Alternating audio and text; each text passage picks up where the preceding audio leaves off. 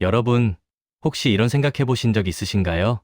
3억 자산으로 어떻게 5억, 아니 그 이상으로 불려나갈 수 있을까 막연하게 느껴질 수도 있지만 올바른 리밸런싱 원칙만 있다면 충분히 가능합니다.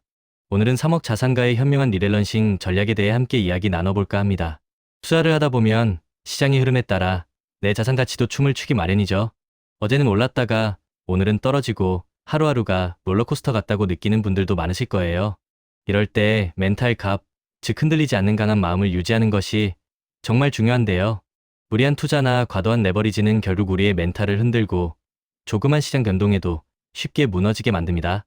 혹시 예전에 비트코인이나 테슬라 주식으로 한때 큰 돈을 벌었던 친구나 지인의 이야기를 들어보신 적 있으신가요? 그때는 잠시 부러울지 몰라도 결국 그 자산을 제대로 지켜내지 못하고 다시 원점으로 돌아온 경우가 허다합니다. 왜 그럴까요? 바로 그릇이 준비되지 않았기 때문입니다. 아무리 좋은 씨앗을 뿌려도 그 씨앗을 담아낼 땅과 농부의 노력이 부족하다면 결실을 맺기 어렵듯이 투자도 마찬가지입니다. 잠시 큰 자산을 가졌다고 해도 그 자산을 관리하고 불려나갈 우리의 역량, 즉 그릇이 작다면 결국 제자리로 돌아오게 됩니다.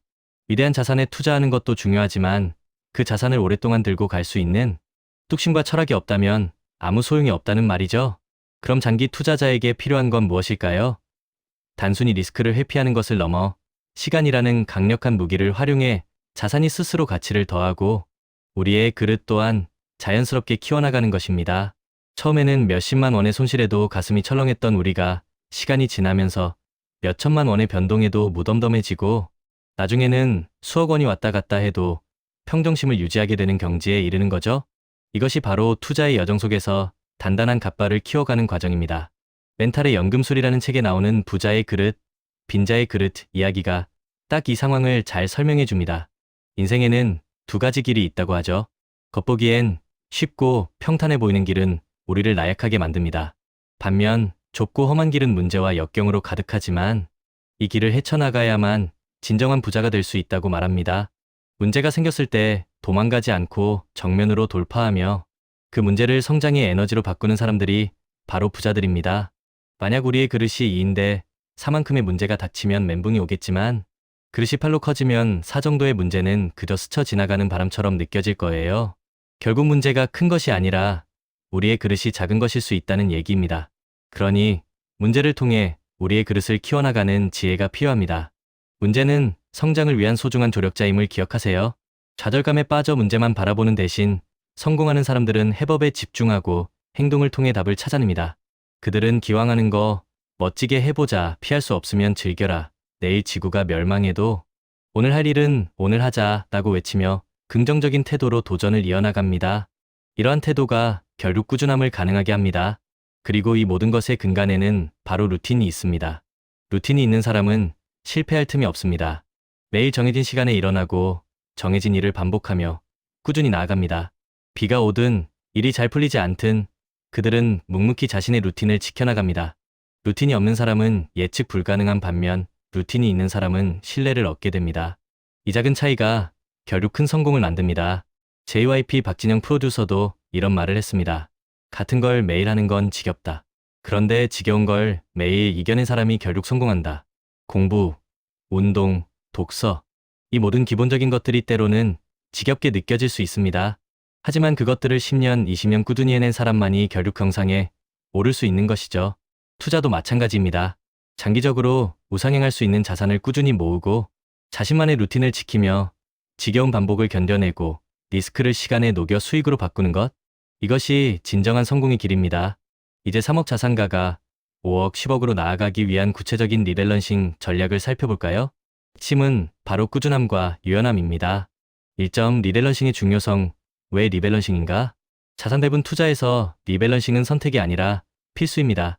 시장의 변동성은 예측하기 어렵고 우리가 처음에 설정했던 자산 배분 비율은 시간이 지나면서 자연스럽게 틀어지기 마련입니다. 예를 들어 주식시장이 크게 오르면 주식의 비중이 높아지고 채권 시장이 좋으면 채권의 비중이 커지겠죠. 이때 리밸런싱은 이러한 틀어진 균형을 다시 맞춰주는 역할을 합니다. 비중이 커진 자산은 일부 매도하여 수익을 실현하고 반대로 비중이 작아진 자산은 추가 매수하여 전체 포트폴리오의 균형을 유지하는 것이죠. 이러한 과정을 통해 우리는 장기적인 관점에서 안정적인 수익을 추구할 수 있으며 특히 저평가된 자산을 매수하는 기회를 포착하여 더 큰 수익을 기대할 수 있습니다. 즉, 리밸런싱은 시장의 변화에 능동적으로 대응하며 자산을 효율적으로 관리하는 지혜로운 방법입니다. 2점, 리밸런싱 시점 및 방법 언제, 어떻게 할까? 리밸런싱의 시점은 매우 중요합니다. 너무 잦은 리밸런싱은 거래, 비용을 증가시키고 너무 드문 리밸런싱은 시장 변화에 제대로 대응하지 못하게 만들 수 있습니다. 특히 부동산과 같은 비유동성 자산의 경우 시점을 잘 잡는 것이 더욱 중요합니다. 수익이 크게 난 기존 부동산 자산이 있다면 이를 매도하여 투자금을 회수하고 더 나은 가치를 지닌 자산으로 갈아타는 전략을 고려해 볼 수 있습니다. 흔히 버블이 발생했을 때 팔아라는 말이 있듯이 주변에서 돈이 복사된다는 이야기가 나올 정도로 특정 자산의 가격이 과열되었을 때가 오히려 매도를 고려할 적절한 시점일 수 있습니다. 남들과 다르게 움직이는 역발상 투자가 필요한 때입니다. 물론 매수 시점을 정확히 예측하는 것은 어렵지만 중요한 것은 수시로 시장 상황을 점검하고 포트폴리오의 변화에 맞춰 리밸런싱을 게을리하지 않는 것입니다. 정기적인 리밸런싱 외에도 시장에 큰 변동성이 생겼을 때 임시적으로 리밸런싱을 진행하는 수시 리밸런싱도 효과적인 방법이 될 수 있습니다. 3.3억 자산에서 5억 자산으로 가기 위한 구체적인 전략. 우선 현재 보유하고 있는 자산을 면밀히 점검하고 수익 실현이 가능한 자산은 과감히 매각하는 것을 고려해야 합니다. 그리고 여기서 확보된 시드머니를 바탕으로 새로운 투자처를 물색합니다. 예를 들어 수도권 소형 아파트에 같이 투자하는 것을 하나의 전략으로 삼을 수 있습니다. 실투자금 1억여 원 정도로 접근 가능한 매물을 찾아보는 것이죠. 이를 위해서는 네이버 부동산과 같은 플랫폼을 적극 활용하여 매물을 꾸준히 살펴보고 자신의 실투자금 기준에 맞춰 매수가 가능한 지역으로 범위를 좁혀야 합니다. 해당 지역의 입지 조건, 학군, 전세 매물 현황, 그리고 가격대 등을 꼼꼼하게 조사하는 것이 필수입니다. 발품을 팔고 손품을 파는 노력 없이는 좋은 기회를 잡기 어렵습니다. 4점, 안정과 성장을 아우르는 투자 포트폴리오 구성. 성공적인 리밸런싱은 단순히 부동산에만 국한되지 않습니다. 다양한 자산군을 활용하여 안정성과 성장성을 동시에 추구해야 합니다. 예를 들어 안정적인 이자 수익을 얻을 수 있는 달러 자산을 포트폴리오에 편입하는 것을 고려해 볼 수 있습니다. 미국 단기 국채, 고금리 ELS주가 연계증권, 코코본드 조건부자본증권 등이 좋은 대안이 될 수 있습니다. 그리고 향후 금리 인하에 대한 기대감이 커질 때 단기 채권을 중장기 채권으로 교체하고 S&P 500 ETF 상장지수 펀드와 같은 성장성 높은 자산을 추가로 편입하여 금리 하락과 주가 반등이라는 두 가지 흐름에 동시에 대비하는 전략을 세울 수 있습니다.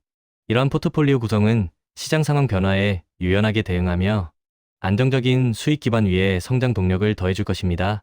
5점, 투자 시 꼭 유의해야 할 사항. 투자에 있어서 가장 중요한 원칙 중 하나는 무리하지 않는 것입니다. 흔히 low risk, low return 전략이라고 부르죠.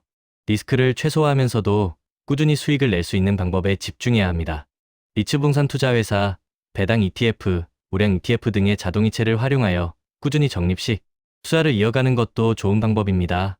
무엇보다 효과적인 리밸런싱을 위해서는 충분한 분석이 반드시 선행되어야 합니다. 막연한 정보나 소문에 의존하기보다는 스스로 공부하고 분석하는 습관을 들여야 합니다. 자신의 재무 상황을 꼼꼼히 체크하고 자신이 세운 투자 기준에 부합하는 단지나 자산을 찾아내는 노력이 중요합니다. 묻지마 투자는 금물이며 항상 신중하고 분석적인 접근이 필요합니다. 6점, 전문가 조언을 참고하며 나만의 원칙 세우기. 전문가들의 의견은 투자의 방향성을 잡는 데 큰 도움을 줄 수 있습니다. 예를 들어 어떤 전문가는 2025년 7월 기준으로 달러 매도 포지션을 유지하며 미국 달러가 현재 매력적이지 않다고 판단할 수도 있습니다. 반면 다른 전문가는 40대 임원으로서 달러와 채권 투자를 통해 40%가 넘는 높은 수익을 올린 사례를 공유하기도 합니다. 이처럼 전문가들의 다양한 시각과 경험을 참고하되 맹목적으로 따르기보다는 나 자신의 투자 철학과 상황에 맞는 나만의 원칙을 세우는 것이 중요합니다. 다양한 정보를 내 것으로 소화하고 주체적인 판단을 내릴 수 있는 역량을 키워야 합니다.